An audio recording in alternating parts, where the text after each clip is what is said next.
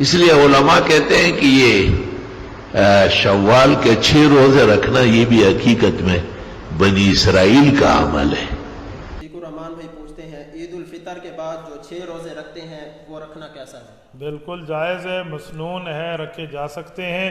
6 روزے شوال کے اکٹھے رکھیں، آپ کی مرضی، الگ الگ رکھیں، آپ کی مرضی۔ عجیب معاملہ ہے سامعین کہ دیوبندیوں کے ایک مفتی ظر ولی خان نے کہا کہ شوال کے 6 روزے رکھنا یہ حقیقت میں بنی اسرائیل کا عمل ہے، جبکہ دیوبندیوں ہی کے دوسرے مفتی عبد الواحد قریشی نے کہا کہ یہ جائز بلکہ مسنون ہے، اکٹھے رکھیں یا الگ الگ رکھیں، آپ کی مرضی۔ اور صرف یہی نہیں سامعین، بلکہ اور بھی کئی سارے دیوبندی وہابی علماء ہیں جو شوال کے 6 روزے رکھنے کو درست قرار دیتے ہیں، بلکہ اس کی تاکید بھی کرتے ہیں اپنی ویڈیوز میں، اپنے بیانات میں۔ مگر دیوبندیوں ہی کے مفتی ظر ولی خان نے شوال کے 6 روزے کے متعلق جو باتیں کی ہیں وہ سننے کے قابل ہے۔ تو چونکہ شوال کا مہینہ بھی چل رہا ہے، لہٰذا اس مہینے میں 6 روزے دیوبندیوں وہابیوں کو رکھنے ہیں یا نہیں رکھنے ہیں، اس کا فیصلہ اس ویڈیو کو دیکھنے کے بعد خود ہی دیوبندی وہابی لوگ کر لیں گے۔ تو چلیں بلا تاخیر ویڈیو شروع کرتے ہیں۔ باطل کرد کریں گے ہم ہیں بریلی والے۔ سب سے پہلے تو سامعین و ناظرین، دیوبندیوں کے مفتی عبد الواحد قریشی شوال کے 6 روزوں کے متعلق کیا کہتے ہیں یہ سن لیں۔ رحمان بھائی پوچھتے ہیں عید الفطر کے بعد جو 6 روزے رکھتے ہیں وہ رکھنا کیسا ہے؟ بالکل جائز ہے، مسنون ہے، رکھے جا سکتے ہیں۔ 6 روزے شوال کے اکٹھے رکھیں، آپ کی مرضی، الگ الگ رکھیں، آپ کی مرضی۔ 6 روزے رکھیں، جو رمضان کے روزے رکھے، 6 روزے شوال کے رکھے۔ حدیث پاک میں ہے کان کصیام الدہر، پورے سال کے روزوں کا ثواب ہوگا۔ اس کی وضاحت کیسے؟ 30 روزے رمضان کے، 6 روزے شوال کے، یہ کتنے بن گئے؟ 36۔ قرآن کریم میں ہے من جاء بالحسنۃ فلہ عشر امثالھا، جو ایک نیکی لائے گا 10 کا بدلہ ملے گا۔ 36 روزے 10 سے ضرب دیں، 360 دن، اسلامی سال کے 360 دن ہوتے ہیں، تو پورے سال کے روزوں کا ثواب ملے گا۔ بہتر ہے آپ 6 روزے رکھیں۔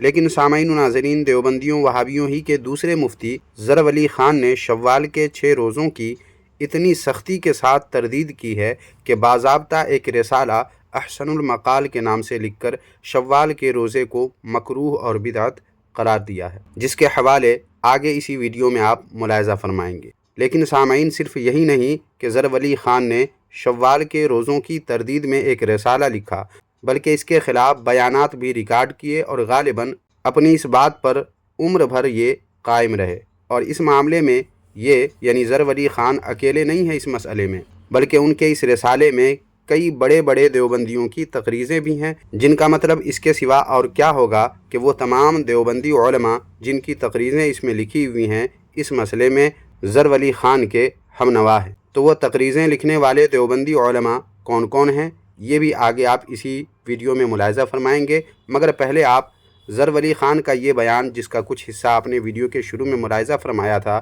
اسی ویڈیو کو قدر تفصیل کے ساتھ ملاحظہ فرمائیں، پھر اس کے بعد وہ حوالے آپ ملاحظہ فرمائیں گے۔ اس لیے علماء کہتے ہیں کہ یہ شوال کے 6 روزے رکھنا یہ بھی حقیقت میں بنی اسرائیل کا عمل ہے، بنی اسرائیل کا عمل ہے، بنی اسرائیل کا عمل ہے۔ وہ عبادات پر رہتے نہیں تھے، بڑھاتے چڑھاتے تھے۔ کہتے ہیں کہ ایک بادشاہ ان کا بیمار تھا اور اس کی صحت کے لیے لوگوں نے کہا کہ ہم رمضان کے بعد پھر 6 روزے رکھیں گے۔ اس لیے امام ابو حنیفہ، امام مالک، امام بخاری، امام اوزاعی، ابو ثور، جماہیری فقہاء و محدثین نے شوال کے 6 روزوں کو ناپسند کیا ہے۔ غور فرمائے سامعین کہ اتنے حضرات نے شوال کے 6 روزے کو بقول ان کے ناپسند کیا ہے۔ اب ہو سکتا ہے کسی کے دماغ میں یہ بات آ رہی ہو کہ ممکن ہے ان کو کتب احادیث میں اس تعلق سے جو احادیث آئی ہیں ان احادیث کا علم ان کو نہیں ہوگا، اس لیے ایسا انہوں نے کہہ دیا ہے۔ لیکن سامعین، یہ بات صحیح نہیں ہے، کیونکہ یہ یعنی ظر ولی خان خود بتا رہے ہیں اپنے ایک بیان میں کہ حدیث کی کتاب ترمذی اور مسلم میں احادیث وارد ہے۔ سنیں انہی کی زبانی۔ گو اس میں احادیث وارد ہے اور ترمذی اور مسلم وغیرہ نے بھی نقل کی ہے، لیکن تین بڑے امام، امام ابو حنیفہ، امام مالک، امام بخاری، انہوں نے اس کی صحت کا انکار کیا ہے، اور قرن اول میں یہ روایت منکر ہو چکی ہے۔ فقہائے حنفیہ میں سے محقق الاطلاق ابن الحمام نے شرح ہدایہ میں ناجائز روزوں میں لکھا ہے۔ ابن نجیم شارح کنز نے اس کو ناجائز روزوں میں لکھا ہے۔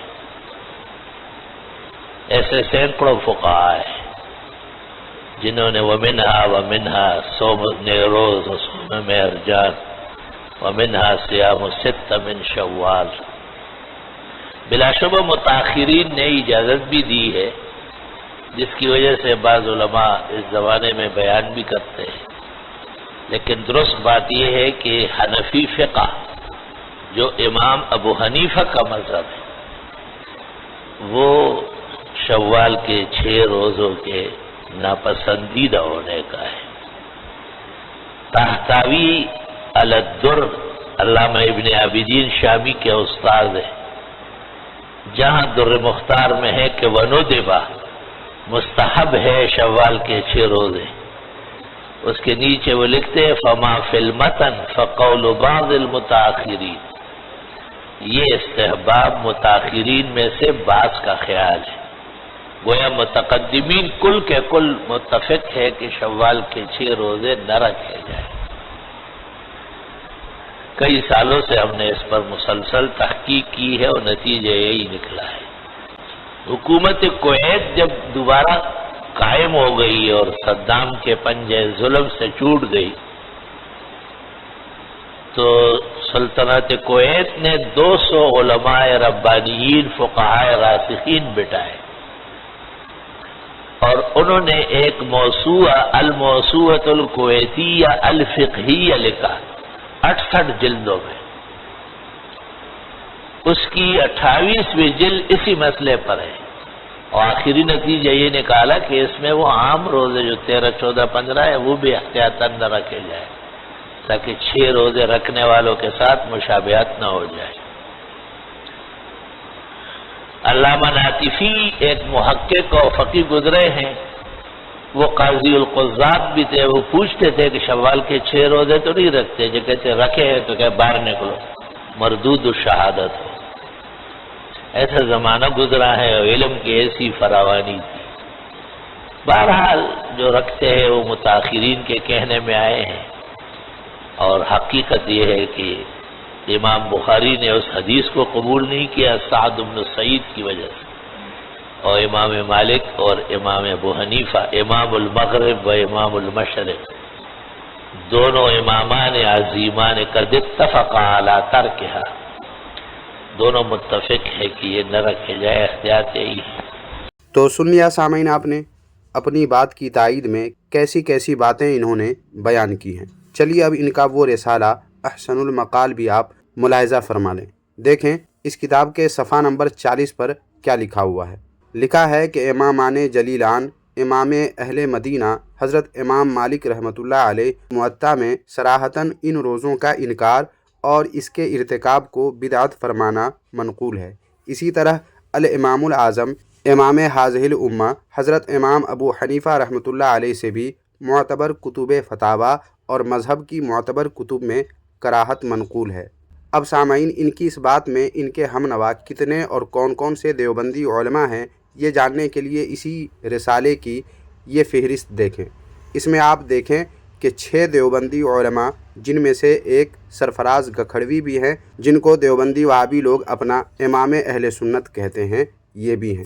باوجود اس کے سامعین و ناظرین دیوبندی وہابی علماء عام طور سے عید کے بعد شوال کے مہینے میں 6 روزے رکھنے کو درست بھی قرار دیتے ہیں، بلکہ تاکید بھی کرتے ہیں۔ تو اب سوال یہ ہے کہ دیوبندی عوام کس کی سنیں اور کس کی مانیں، یہ فیصلہ وہ لوگ خود ہی کر لیں۔ مگر میں یہاں صرف یہ بتانا چاہتا ہوں کہ آپ دیوبندیوں کو جن کی ماننی ہو آپ مانیں، لیکن اس ویڈیو میں آپ کو بتانا یہ تھا کہ علماء میں اس قسم کے اختلافات ہوتے رہتے ہیں، اور علماء کرام اپنی اپنی تحقیق کے مطابق مسائل و احکام بیان کرتے ہیں۔ اب ایسے میں 2 علماء کا اپنی تحقیق کی وجہ سے کسی مسئلے میں اختلاف ہو جائے تو اسے دکھا کر لوگوں کو گمراہ کرنا، یہ کیا عقل مندی ہے؟ یا سیدھے سادے لوگوں کو گمراہ کر کے ان کے دلوں میں علماء کے خلاف نفرت پیدا کرنا ہے؟ اور کیا یہ صحیح طریقہ ہے؟ نہیں نا، بس یہی سمجھانا تھا آج کی اس ویڈیو میں کہ آپ کے کوئی بھی دیوبندی وہابی اس قسم کی باتیں سنی علماء کے متعلق آپ کو سنائیں، بتائیں، تو آپ کو یاد رکھنا چاہیے اور سمجھ لینا چاہیے کہ یہ آپ کے دلوں میں علماء کے خلاف نفرت پیدا کر کے آپ کو گمراہ کرنے کی شیطانی کوشش کر رہے ہیں۔ یہی آج کی اس ویڈیو میں بتانا تھا، جسے آپ نے یقیناً سمجھ لیا ہوگا۔ تو بس آج کی اس ویڈیو میں اتنا ہی۔ ویڈیو پر آپ اگر کچھ کہنا چاہیں تو کمنٹ باکس میں ضرور لکھیں، اور ویڈیو کو لائک، ہائپ اور شیئر ضرور کر دیں۔